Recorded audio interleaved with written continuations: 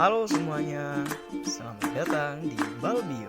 Jangan lupa untuk like, share, komen, dan subscribe ya. Terima kasih banyak. Halo geng, terima kasih telah menonton video sebelumnya. Kali ini kita akan membahas kelompok tumbuhan dari anggota Angiospermae. Adapun kelompok tumbuhan yang tergolong Angiospermae atau Anthophyta.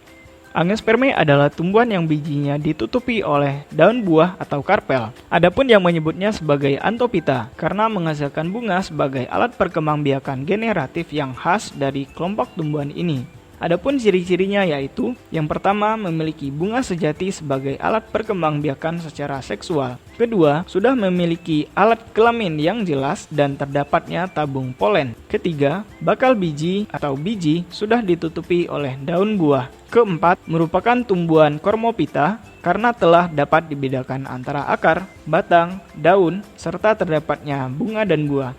Kelima, penyerbukan atau polinasi umumnya dibantu oleh angin atau anemogami dan ada juga yang dibantu oleh air, hewan, dan manusia. Keenam, pada biji terdapat endosperm yang merupakan cadangan energi bagi embrio untuk tumbuh. Ketujuh, merupakan tumbuhan vaskuler, akar, batang, dan daun sudah berdiferensiasi menjadi jaringan yang kompleks. Adapun struktur bunga dari Angiospermae adalah memiliki kelopak atau sepal yang melindungi kuncup bunga, mahkota atau petal yang berfungsi menarik perhatian serangga, alat kelamin jantan berupa benang sari atau stamen, serta alat kelamin betina berupa putik atau pistilum. Bunga memiliki berbagai macam bentuk. Pada umumnya, bunga memiliki dua macam simetri, yaitu simetri radial dan bilateral.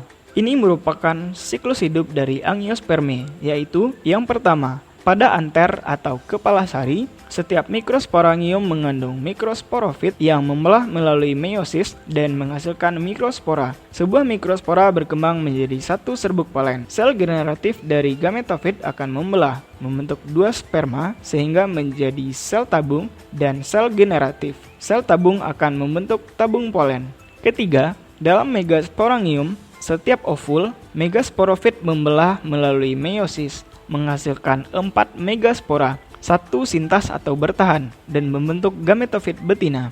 Keempat, penyerbukan yang dibantu oleh serangga atau angin membuat serbuk polen jatuh di kepala putik. Serbuk polen membentuk tabung polen untuk jalannya sperma menuju ovum. Kelima, setelah polinasi, dua sel sperma akhirnya dilepaskan di dalam setiap ovul.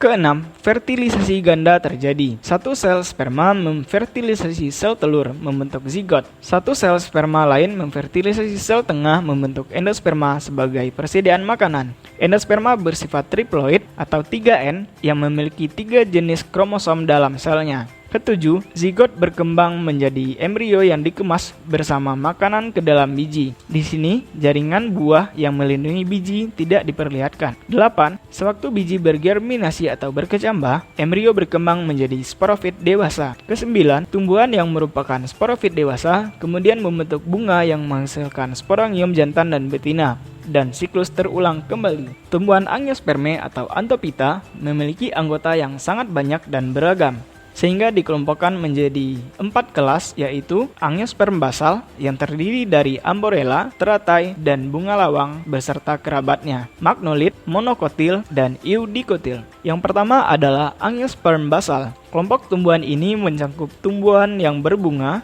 yang tergolong ke dalam garis keturunan tertua. Contoh dari anggota Angiosperm basal ini yaitu Amborella, teratai, dan bunga lawang. Kedua adalah kelas Magnolit. Contoh dari kelompok ini adalah Magnolia. Kelas berikutnya adalah Monocotyl. Kelompok ini adalah kelompok tumbuhan yang memiliki satu kotiledon atau daun lembaga. Kelas Monocotyl ini terdiri dari 70.000 spesies. Kelas Monocotyl dikelompokkan menjadi 10 ordo, diantaranya adalah sebagai berikut.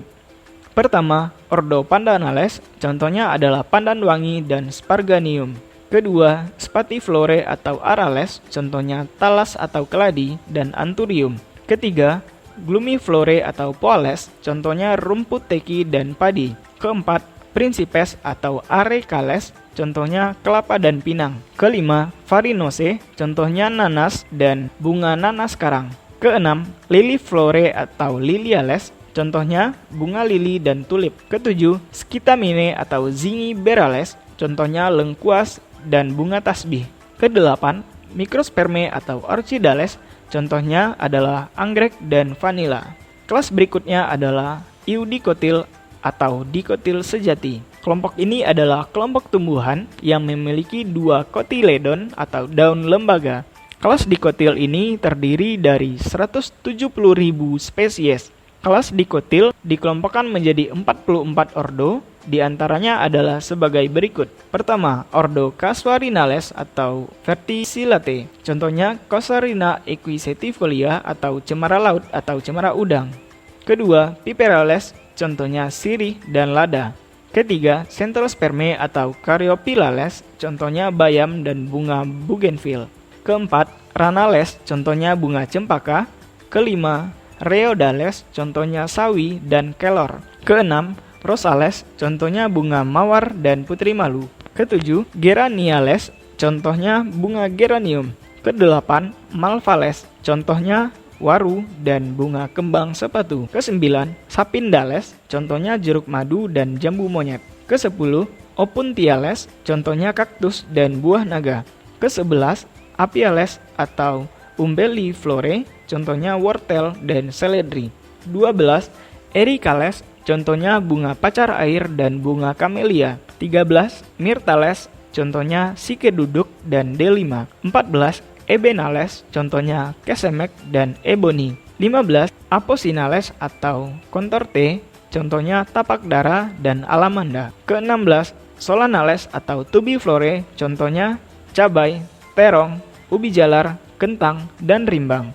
17, Rubiales, contohnya kopi dan bunga soka. 18, Cucurbitales, contohnya mentimun dan melon. 19, Asterales atau Campanulate, contohnya bunga aster dan bunga matahari.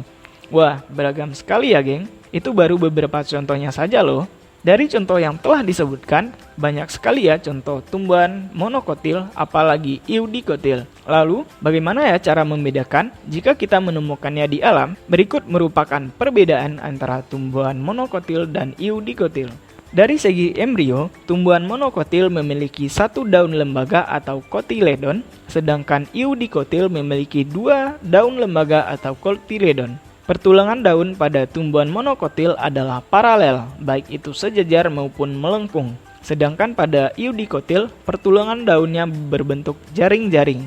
Batang pada monokotil biasanya tidak bercabang dan jaringan pengangkut atau vaskuler yang tersebar. Sedangkan batang eudikotil biasanya bercabang dan jaringan pengangkut atau vaskulernya tersusun dalam satu lingkaran berbentuk cincin. Akar monokotil biasanya serabut dan tidak ada akar utama, sedangkan pada eudikotil dengan sistem perakaran tunggang dan memiliki akar utama yang lebih besar dari akar lainnya. Serbuk polen pada monokotil memiliki satu bukaan, sedangkan pada eudikotil memiliki 3 bukaan pada serbuk polennya. Mahkota bunga pada monokotil biasanya memiliki jumlah dengan kelipatan 3, sedangkan pada eudikotil memiliki jumlah kelopak dengan kelipatan 4 atau 5. Jadi bagaimana, geng? Kalau ketemu tumbuhan di lingkungan sekitar kita, sudah bisa membedakannya ya? Kotiledon itu yang mana sih sebenarnya? Sudah tahu belum? Jadi, kotiledon itu merupakan bakal daun yang terbentuk dan melekat pada embrio dengan hipokotilnya. Kotiledon merupakan organ pertama yang dimiliki oleh tumbuhan yang baru saja berkecambah dan sementara berfungsi sebagai organ untuk fotosintesis hingga daun sebenarnya muncul. Berdasarkan jumlah kotiledon ini, tumbuhan berbiji atau angiospermae dikelompokkan menjadi 2, yaitu monokotil dan eudikotil. Pada monokotil hanya memiliki 1 kotiledon saja, sedangkan pada eudikotil memiliki 2 kotiledon. Pada beberapa tumbuhan, kotiledon berfungsi sebagai penyimpan cadangan makanan, contohnya pada eudikotil, sedangkan pada monokotil, cadangan makanan disimpan dalam endosperm.